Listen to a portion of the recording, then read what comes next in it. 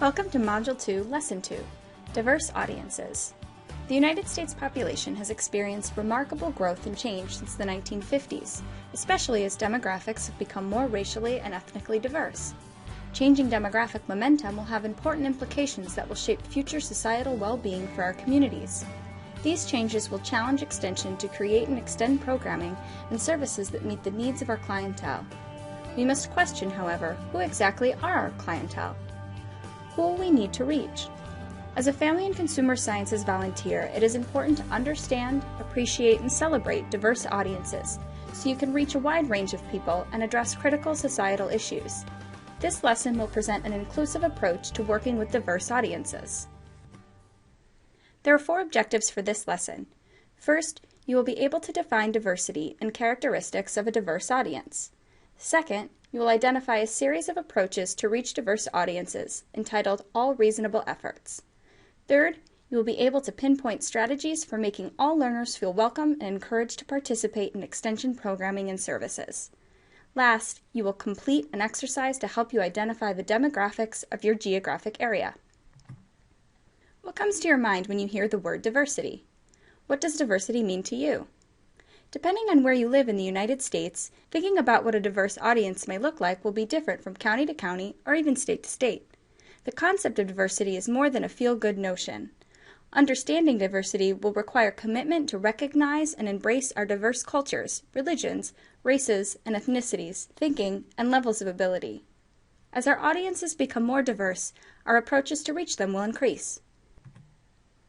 The term diversity is often subjective and is just as diverse as its meaning. It can mean different things to different people. The Merriam-Webster Dictionary defines diversity as the condition of having or being composed of differing elements. A second definition details diversity as the inclusion of different types of people in a group or organization. Definitions, however, only scratch the surface of the action-oriented term diversity. At Ohio State University Extension, we embrace diversity through a welcoming and inclusive environment where faculty, staff, and students are committed to each other. This commitment ensures a community that offers a sense of belonging for all. Volunteer and Extension employees use All Reasonable Efforts, which is a series of required approaches to solicit participation of underrepresented groups to participate in programming and services.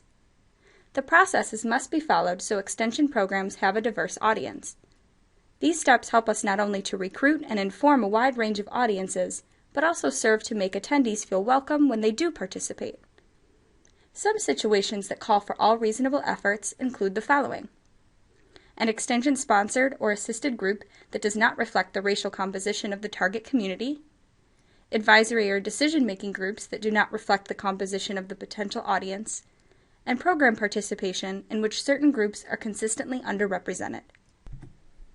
What is all reasonable efforts? According to the Department of Justice, there are 3 criteria to fulfill all reasonable efforts. The following describes these approaches. First, the use of all available mass media, including radio, newspaper, television, websites, social media, and direct mailings to inform potential program recipients of opportunities to participate. Additionally, personal letters, flyers, and visits from Extension staff may be used to encourage participation. Second, it means making programs accessible. This means selecting appropriate times and locations for educational events and making reasonable accommodations for people with disabilities.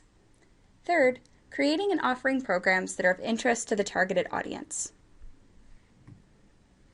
The goal of all reasonable efforts is to reach parity. This means that attendance at meetings and programs have the same demographic makeup as the community in which it takes place. For example, if a county or area is half male and half female, 1/4 Hispanic and 3/4 white, all efforts need to be undertaken to ensure that a meeting or program has the same makeup of participation from community members. All reasonable efforts are documented guidelines to encourage Extension programming to attain the goal of balanced involvement and parity in planning, membership, and participation. All reasonable efforts help to increase the participation of underrepresented groups in Extension and makes us more accountable in our efforts to reach all people. In Extension, we work hard to reach people and encourage them to participate in our educational programs, but we need to know how to make all people feel welcome and willing to participate. As Extension volunteers, the added value of including a wide range of unique backgrounds and life experiences to our learning environment is important to open our doors to everyone. One of the most exciting benefits of serving as a volunteer for Extension is the openness and welcoming nature of our educational programs. A welcoming learning environment allows people to respectfully interact with each other and enables connecting information and ideas to challenging problems. However, before you can do this, you will need to know the demographics and cultural values of the people in your county or area. You should learn as much as possible about all the people that work and live there. Having this knowledge will help you to develop, plan, and deliver programming and services that will meet both broad and targeted audiences. Before holding a meeting, training, or workshop, it is important to know and understand who you are serving in the community by verifying your clientele. Understanding the diverse backgrounds of your clientele and their specific needs will ensure that your programming exhibits and celebrates diversity competence. Ask yourself these important questions. Who are your clientele? What are their demographic characteristics and needs? Who is attending your meeting or participating in the event? Who do they represent in your community? Lastly, how do you verify your clientele without having met them? Meet Sandra. Sandra has diligently served as a Family and Consumer Sciences volunteer for over 5 years. She has been responsible for assisting the Extension educator to implement financial management programs to increase financial awareness and stability in the area. The programs are usually held on Saturday morning at a local banquet hall. Sandra notes that while the community has experienced an increase of women and members of the Hispanic community, she has not seen an increase of participation from these groups. Using all reasonable efforts and some creative thinking, Sandra plans to develop a recruitment strategy to increase the participation of Hispanics and other underrepresented people. In your opinion, what should Sandra consider? How should she verify her clientele? How should she tailor her program to meet the target audiences? The U.S. Census Bureau webpage, census.gov, provides key information regarding the demographic, economic, and geographic statistics of specific areas. There are several ways to obtain data through this website. If you are a novice researcher, use the Quick Facts search area found here. It is important to note that web page updates might change the view of the website. However, access to the information will remain available. You can access state and county Quick Facts from this site. Once you have the demographic data for your area, it is important to learn about the people that might attend your programs. Learning about diverse cultures and communities in our country and abroad will help you to diminish stereotypes and break cultural filters regarding others. The following are a few simple ideas to help you learn about the diverse people in your community. First, explore information regarding the population of your local community and beyond. For example, reading travel books about the different parts of the world that people come from may provide you with increased diversity knowledge.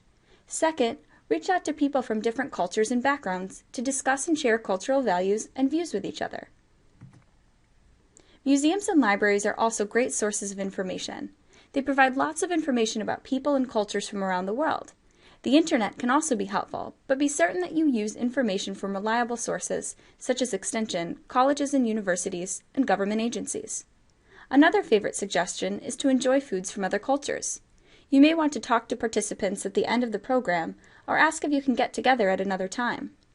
Watch movies or television shows that take place in different countries or are about people from other parts of the world. For example, travel channels have documentaries on specific people and places that showcase real-life cultural values. This activity can be helpful in learning about cultures and customs of people from around the world. Embracing these ideas to learn more about others will help you to feel more comfortable working with diverse audiences. However, you will also want your audience to be comfortable and feel welcome at your educational programs. Here are a few ideas that will help you create a welcoming learning atmosphere. First, use empathy and intuition to understand a diverse point of view. Always be open and understanding. Try to find common ground. People feel most comfortable with each other when they have things in common. Also, understand that there are many differences within one culture. People are different even when they are from the same cultural background. Treat everyone equally, fairly, with kindness, and treat everyone as an individual. Embrace and celebrate that we are all different. Although we like to have things in common with people, it is fun and educational to be around people that are different from you. Also, it is best to appreciate that you can learn and share knowledge and information with others. Be careful with your words. Use words that are inclusive and do not exclude any person or culture. Accept that although you may have a good way to do something, there is usually another way it can be done. Enjoy these differences. Humor is great, but be certain that your jokes are not condescending to any individual or group. There are many protected rights of individuals: religion, sexual orientation, political views, etc. At an extension educational program, these personal beliefs should not be shared. Question yourself: how do you really feel about people who are different than you? If you are uncomfortable or uneasy with different people, it is easy for this to show and for others to feel uncomfortable being with you. Working with diverse audiences is showing acceptance and remembering to show respect for everyone. There are several challenges that may exist when working with diverse audiences. For example, if you are unsure about how to say someone's name, ask them for the correct pronunciation. Our names are personal, and people like to be called by their correct name. If you do ask someone for the correct pronunciation, make sure you remember how to say it the next time. If someone has an accent and you cannot understand him or her, tell the person you do not understand. Ask the person to repeat what they said slowly, because their comments are important to you. By learning about your audience, outreach can be strengthened with diverse languages by utilizing publications and materials that have been translated into the appropriate language.